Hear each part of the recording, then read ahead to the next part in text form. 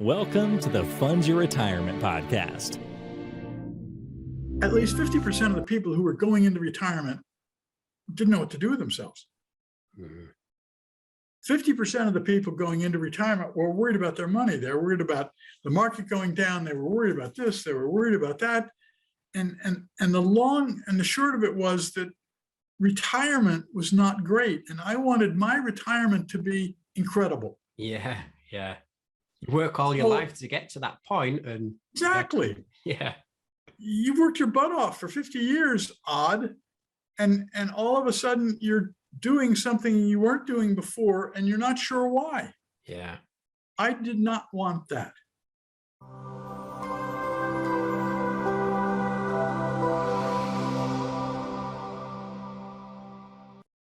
Hello, everyone, and welcome back to the Fund Your Retirement podcast. And today I'm delighted to be joined by Chip Stites. Chip has decades of experience in the financial planning world. He's a retirement investment advisor and a retirement certified financial planner. Chip left that world behind him when he retired himself and founded the Laughing Retirement, which helps people who are approaching retirement make that transition from worker or business owner into that new chapter of their life. You may be surprised that many do actually struggle to make that transition both mentally and financially. So it'd be good to hear from Chip how he helps solve those problems.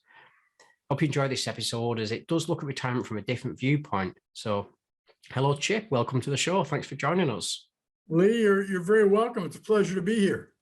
Yeah, no, thanks for joining us, Chips. It's great to have you on the show. With all the guests, what I like to do is I like them to share a little bit about their journey, how they got there, their story. How did Chip Stites end up at this point in your retirement, in your journey? How did you get to the point with Laughing Retirement, your background as a financial planner? What's your story? What's your experience to bring yourself to where you are now today? That's a great question. We could probably do 2 to 3 hours on that if we wanted. But yeah, I'm sure we probably could. I'll try to cut that down. Just a little bit. Just a little bit. In the financial drop of 2008 to 2009, I did very well. Yeah. My average client lost 11.9% and had their money back in 2010. Brilliant. And I was exhausted. I was 60 pounds overweight. I was working on high blood pressure. Yeah. I got told in 2010 that I had a cancer. Okay. And I got that fixed in 2011. And when I got that done, I decided I was going to reward myself. Okay.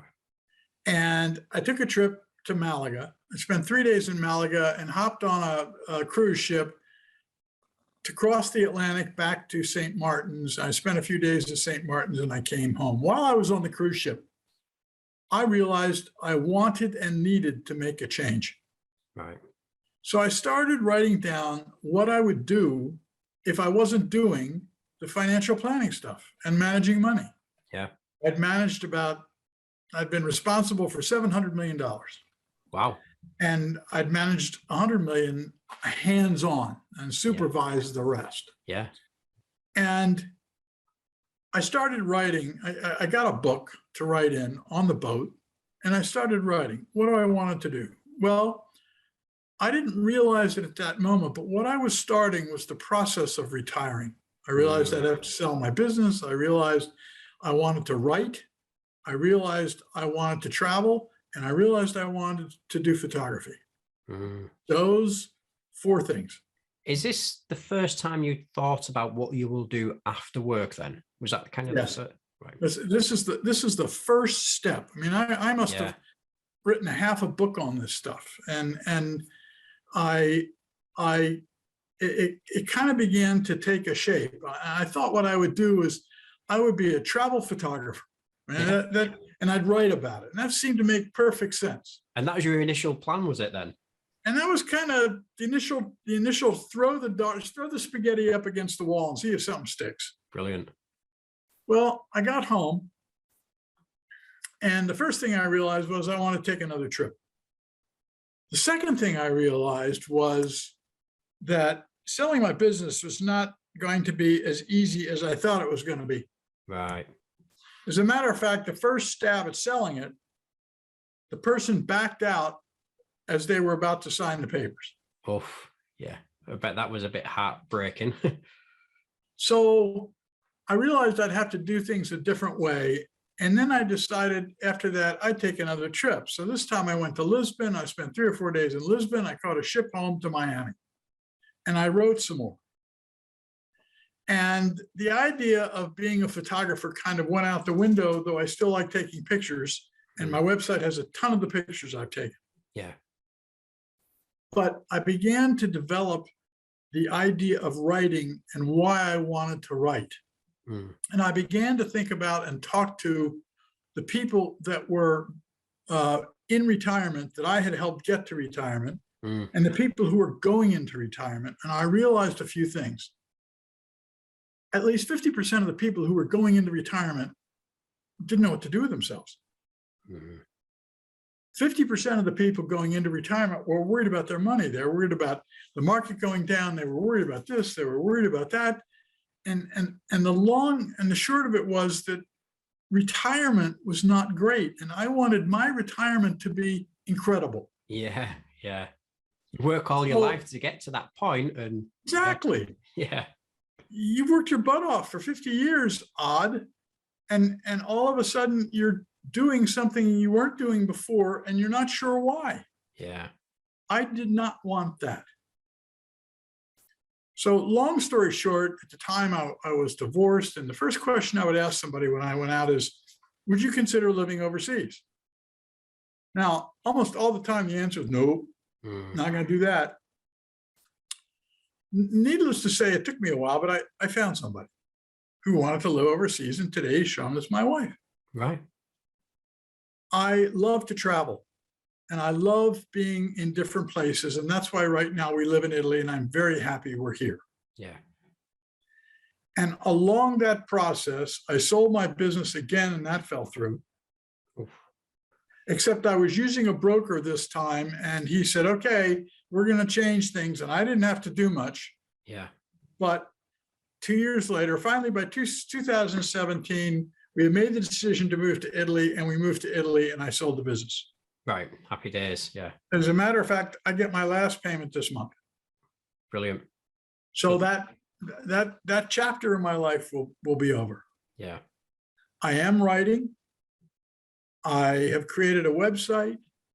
I'm working on a book and my wife's working on a book about how to retire. Yeah. And that's the long and the short of this from about 2010 to about 2017. Yeah. You mentioned as well in that, why Italy? Why did you choose Italy? What was it that drew you to Italy? Well, first of all, when I was a child, my father moved our whole family to Italy for 2.5 years. And that's where the travel bug came. The second part of it was that they were the happiest time of my childhood. Was the time we spent in Italy. It's the thing I remember most. Yeah. Third thing is we've traveled to 8 or 9 different countries. And for one reason or another, it didn't fit. It didn't feel right. And in Italy, you can live on about half of what you can live on in the United States. As a matter of fact, the first 2 years we were here, we were living on a third of what it cost us to live in the US, but we've got a slightly larger house and done some different things. And so we're spending a little bit more money on it. Yeah. But Italy came out because, number one, I was worried about the food chain in the United States and what kind of food I was eating. Right. Yeah. Okay. I was worried about the healthcare system. I was worried about the amount of money I had versus inflation versus how much I knew I was going to have to spend. These are all important. These are all important things to think about, aren't they, in retirement? They are. And as a matter of fact, we actually moved to a state that had no state taxes because if you leave the US, you still have to pay taxes in the state that you were living in. Right. So we actually moved to a second state to lower our taxes before we moved to Italy. Interesting.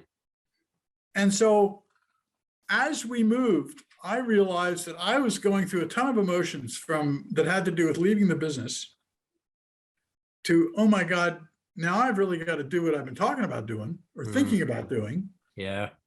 to all of a sudden, me and my wife are spending 24/7 together.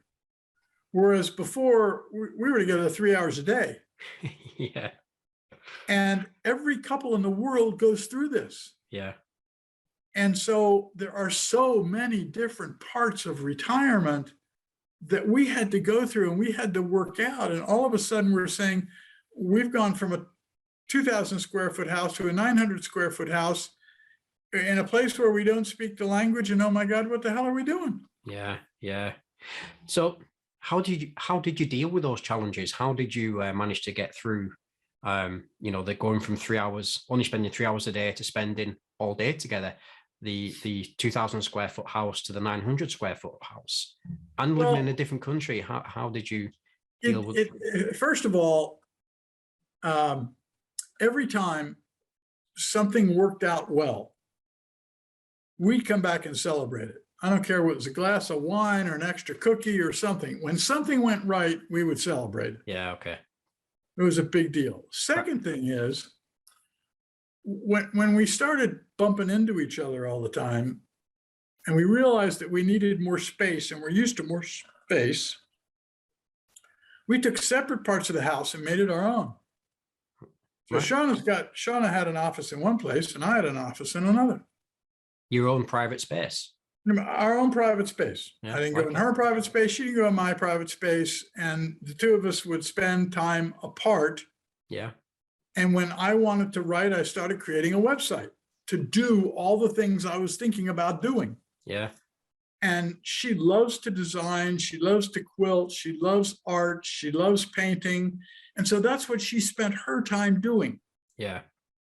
And so in that, we found that by spending time apart and doing things apart and creating another life, literally, it works out pretty well.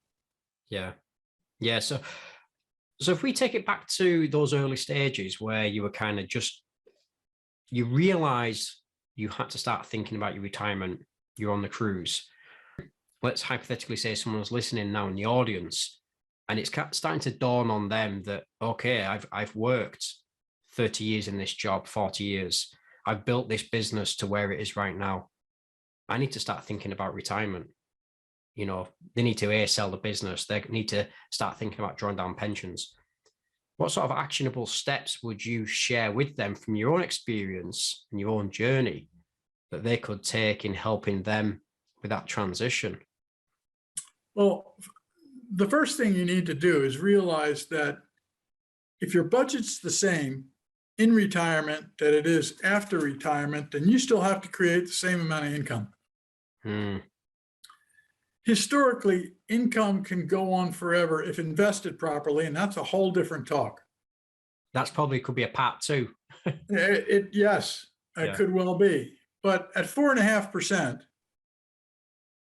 plus your pension in the United States Social Security plus X, Y, or Z, if you can make the same amount of money in retirement, which I realized I was not going to. When I took my Social Security, which, as you all know, has been cut for everybody, it's been cut down.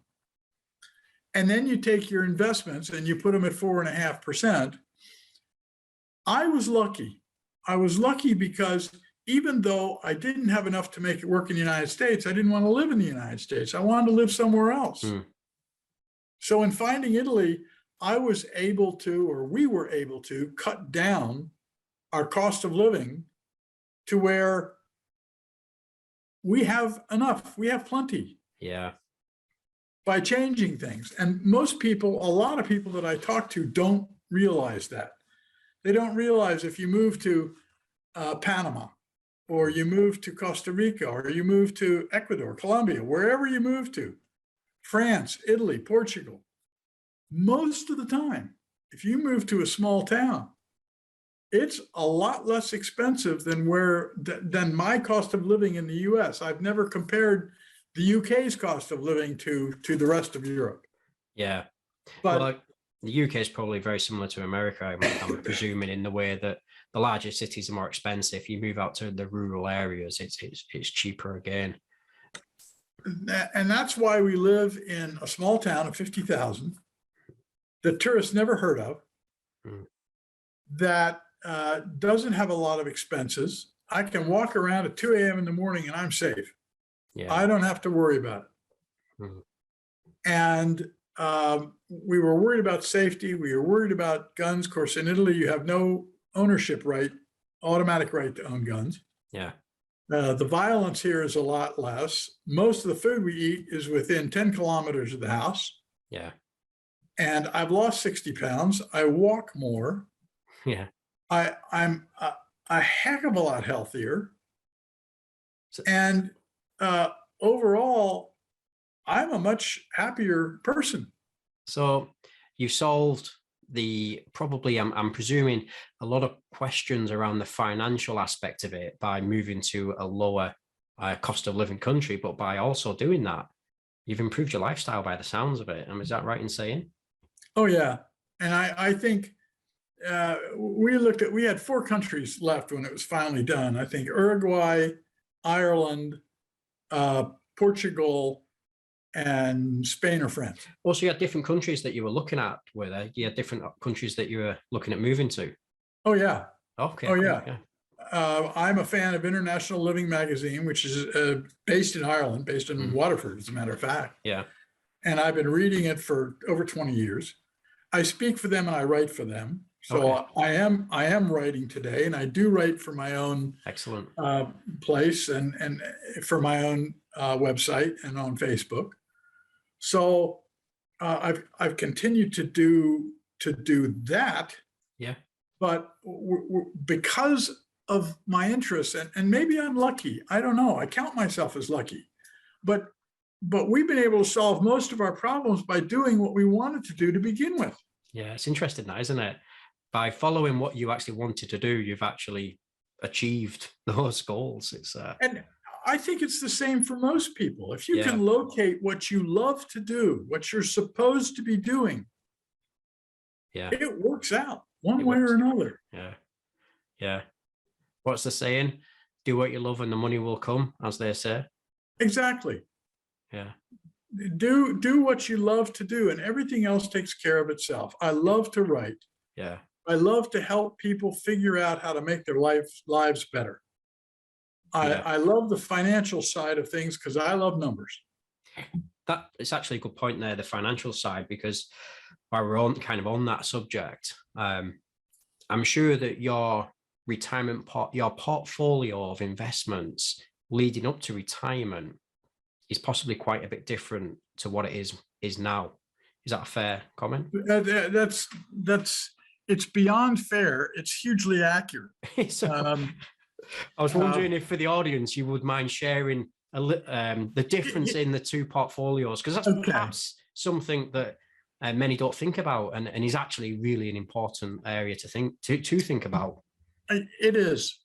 The strange part is that since leaving the financial services industry, I have come to believe that most of the financial services industry is designed first to serve the financial services industry, not the clients that they purport to serve. I took a look in the United States at what the average person and where I started out as a financial advisor and what I was charging and what the person was spending and the effects of that on a person. I started out at 1.5%. By the time I sold my business 35 years later, I was working at 0.5%. Right. I actually had a group of financial advisors want to sue me because I was charging what they said was way too little. Really? You were Yes. charging too little? According to them. Yeah. Now, they never did. It was ridiculous to start with. It was just a But threat. that happened. Yeah. And today with robo-advisors, fees are coming down. But here's my feeling. Number one, financial advisors should never charge more than 0.5%. Mhm. Number two, the expenses of the investments that they put in a portfolio should never equal more than 0.25%, 0.25%. Mhm. That means that all of the expenditures that somebody spends if they're using a financial advisor, and there are reasons to, should not be more than 0.75 of 1 point. Right. Okay. Now, let me give you a simple example. You have $350,000. You're paying your financial advisor 1%. That's $3,500 a year that you're paying your financial advisor to see him twice. Yeah. Now, if I saved that $3,500 at 5% for 20 years during my retirement, you're not getting it anyway. Hmm. But if I saved that amount, 1% for 20 years at 5%, that total is $117,000 or $115,700. It's a lot of money. Now, in Italy, I can live for over 2.5 decades on that extra money plus my pension. Yeah. That's a lot of money. 1% makes a huge difference. And most advisors and most people who go to advisors don't see that. Mm. Yeah. So, I mean, what you've just shared there is really important. What's your suggestion then? What should people do instead then? Because obviously, first of all, I know advisors that charge 0.5%. So right. The guy I sold my business to, and here's something about selling your business. Find someone who thinks and feels like you do. That's not easy to do because all of us, when we own a business, there's a huge pride of ownership. Hmm.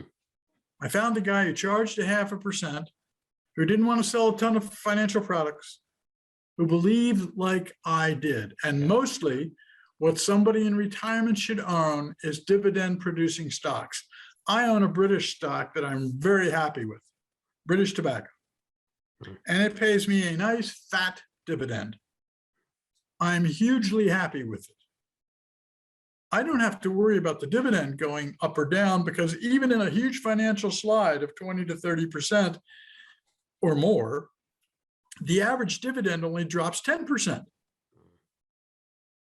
So if somebody's paying me 5.5% and we have a huge drop, my dividend's going to drop to 4.9%. Mm. Now, that's not like the price of the stock dropping 30 or 40% and me having to take money out. That's a 0.5% loss, a huge difference, and a huge difference in risk. That's why most of my portfolio right now is individual stocks. Individual stocks, dividend-paying stocks, if it doesn't earn a dividend, I don't want to own it. Right. And let me put it a different way. If you're not going to pay me for the risk I am taking in your company, I don't want to buy your company. Yeah. And is that a transition in because of the position you're in now as retired, that you look for dividend-paying stocks? I first saw what I call a pie, which is perpetual income engine. It's a kind of portfolio. I saw my first one in 1996. And I kept looking at this thing and going back to it and looking at this thing and going back to it. And then I kind of forgot about it through the 80s. And then I started looking at exchange traded funds and ETFs and how they were actually made and what they were actually charging. Yeah. Not what they said they were charging, what they were actually charging. Yeah. And I kind of reverted back to stocks. And then as I got into it, I realized that one, stocks are cheaper. I mean, there's no commission now in the US in stocks. I don't know about the UK. There is companies offering the same sort of thing. Yeah. Okay. Number two, if I were to buy British Tobacco, it's half the risk of the S&P 500, give or take a little bit. You can find stocks that are less than 10% of the risk of the S&P 500 to pay you 4 and 5%. I mean, they're there. Yeah. So I began to transition back to this, and that's why part of the reason my average client only lost 11.9% in 2008 and 2009, because I'd made that transition. You adopted that methodology. I had begun to adopt. I didn't actually finish adopting it in whole or understanding it or grabbing it, if you will, and getting my arms, and that's all right, getting my arms and head around this thing until about 2014. Yeah. Right. And when did you, what was the year exactly when you retired? I'm sorry. 2017, to be precise, October 4th. Yeah. Just prior to achieving retirement then. Yeah. Yeah. And that's when I realized what the financial service industry that keeps saying you don't have enough money. you're going to run out of money. What happens if the market drops? You need our product. That's when I realized, well, a little bit before that, but that's around the time when I realized that they were serving themselves first and everybody else afterwards. Right. Wow.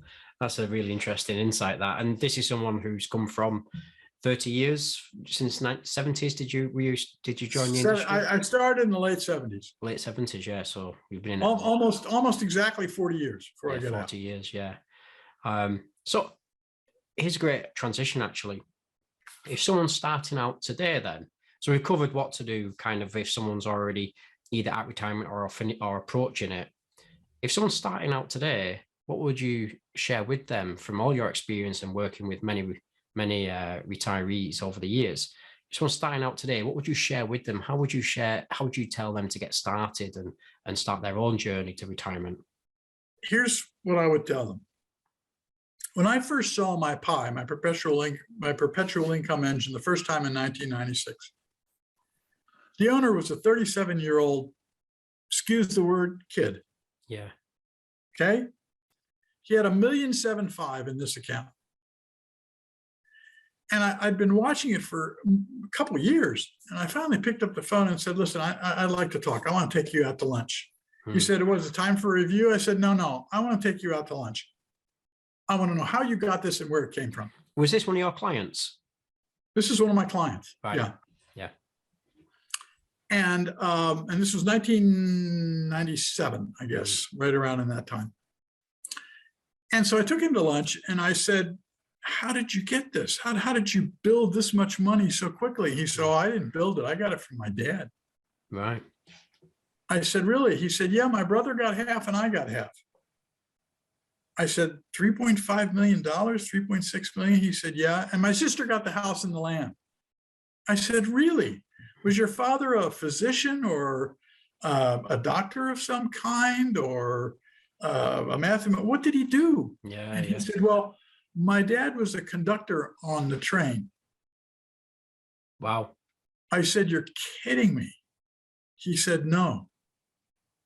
I said, how long was he investing? He said, he was investing since the day I was born. And he said he started investing in the late 50s. And remember, that was when commission was high. Yeah. And I said, well, what did he do? He said, well, if he had an extra $100, he'd buy a couple of shares of stock. I said, well, what did he tell you about it? He said he had 4 rules. That was all, 4 rules. Rule number 1, if it doesn't pay me for the risk I take, I won't buy it. Mm-hmm. Rule number 2, never risk more than you can spend. Rule number 3, reinvest the dividends every time. Mm-hmm. And rule number 4, if you don't understand what it does, don't buy it. Very fitting for today's modern world. Now, that's it. Mm. And this guy would take $100 or $200 or $50 or whatever, and he'd go buy some stock. They're great rules for somebody who's 20 or 30 to start. Yeah. Buy a stock, reinvest the dividends, make it pay you, and don't spend the dividends. Reinvest them. I said, did your father ever spend the dividends? He said, no. As a matter of fact, until we got older, when he put us through college, we wouldn't even take vacations. Right. He said he would take vacations finally when we got older and he had enough money, we'd spend a little money and the whole family would go on vacation. Yeah. So $3.75 million plus the house plus the land. And this guy never made much more than 40 grand a year as a conductor on a train. Wow, that's a massive insight there. I hope the listeners really got that message there. Let me give you one more thing. Hmm. When I started out in this business centuries ago, the average holding time of a stock was around 7 years. Hmm. Okay. Today it's 5.5 months. Most stocks make money between 7 and 10 years of holding them. That's when you really begin to get rid of your risk. Yeah. we're told to buy this, sell this, buy this, sell this. Well, the only person that makes money when something's being bought and sold is the financial institution that it's being bought and sold in. Yeah, that's an interesting, it's an interesting take on it, isn't it? Because we're kind of encouraged to buy and sell, but they're not actually the people that are making the money. There is the brokers with the commissions. So yeah, it's an interesting take on it. If you go to a foundation and you read how Gates started his foundation, regardless of how you feel about him, or how Warren Buffett started Berkshire Hathaway, none of them buy the hot stock of the day. They don't buy the hot mutual fund, the hot ETF. That's not what they do. Warren Buffett's first stock was Coca-Cola, and he still owns it. Yeah. And Coca-Cola increases their dividend a little bit every year. Not much, a little bit. Yeah. And so that's the way a retiree and the way for a young person to build something that is generational. Generational wealth. Right, exactly. And for somebody who wants to retire, you want income now. It's what you need. Yeah. Yeah. No, it's brilliant. Absolutely excellent. I mean, so one of the ways that I like to always end the podcast episode, Chip, is I like to finish off with, what would the big takeaway you'd like the audience to get? What is it that you'd like them to take away from this episode? For me, there was a lot there, but what would you like to share with them as a closing two things. thought? First of all, prepare for retirement. Who do you want to be? What do you want to do? Because when all of a sudden you got 8 to 10 hours swimming around in your day, who you are, what you want to be, and what you want to do makes a big difference. And the second thing is this. When you retire, growth is nice, but you can't eat growth when it's going down. You can always eat dividends, which are more likely to be paid. So dividends is the key. Dividends is the key. Yeah. It really is. And dividends are so simple. Nobody's interested in them. Nobody cares. Yeah. No, brilliant. Yeah. Some huge insights there, Chip. Really enjoyed it. Where can they follow you? Where can they connect? How can they learn more about you? Please share. Okay. Now, my website is The Laughing Retirement, www.thelaughingretirement.com. That's my website. Links will be in the show notes, by the way, for everybody listening and watching. Okay. My Facebook group is The Laughing Retirement Community. My email address is info@thelaughingretirement.com. Yeah, cool. I'll make sure that's in the show notes as well. I appreciate that, Lee. It's been great talking, and I hope we get to spend more time together and just talk about the financial side of it. I think we should do a part 2. Yeah, I think we should do a part 2 on the financial side of it, because I've really enjoyed this, and I'm hopefully the audience has got some really good insights. So yeah, we'll stay in touch, and let's plan to do that. And I will get you this Zoom link, and we'll go from there. Brilliant. Well, thank you very much, Chip. Really appreciate your time. Lee, I appreciate it. Thank you. It's been fun. Yeah. I hope you enjoyed the video, and if you haven't subscribed yet, go ahead and subscribe to our YouTube channel. And you don't have to stop there either. We have more videos on the screen for you and lots more insightful content on our channel and at our website fundyourretirement.com. I want to thank you very much for your time, and I'll see you in the next video. Bye for now.